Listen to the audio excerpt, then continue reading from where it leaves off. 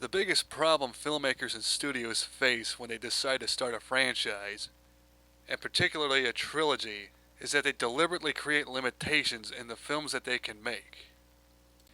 If you decide to make a trilogy, then you force yourself to follow the restricting three-act format. All a trilogy is a glorified three-act story that is stretched into 3 films. And the consequence of this is that the first and third films are almost always the dullest, because they have to follow the most predictable acts of a story. This is also why the second film in a trilogy is always going to be the best, because the second act has the most freedom in a story. You can introduce plot twists, new characters, and challenges.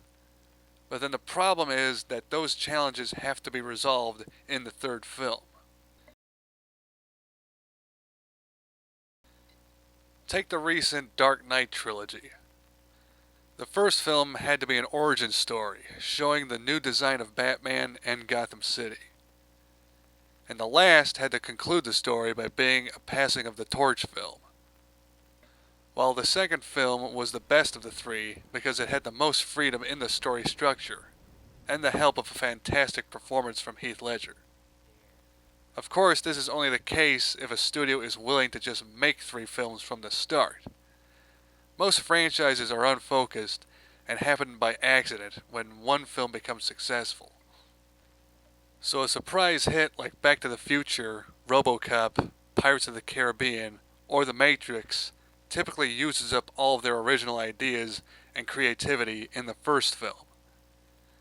When sequels get greenlit, the filmmakers don't know what to do with the story, and end up rehashing the original. I mean, for God's sake, half of Back to the Future 2 was just the first film shot from different angles.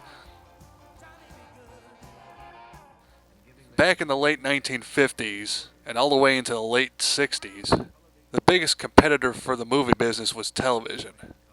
Hollywood barely survived because they were forced to make new challenging films and showed images that no one could see on television. Hey, boys! Look what I got here! Hey, where are the white women at? But in the past decade, there has been a renaissance on TV, while Hollywood has had its least creative decade since the 50s. The film industry has been treading water on superheroes, remakes, old TV shows, and unreadable books. Safe geriatric coffee table dog shit, you know? We park our cars in the same garage. This economic model can't last forever. And unless a few brave souls take film into a fresh new direction, audiences will be more than willing to stay at home than to go out and see a movie. Thanks for watching.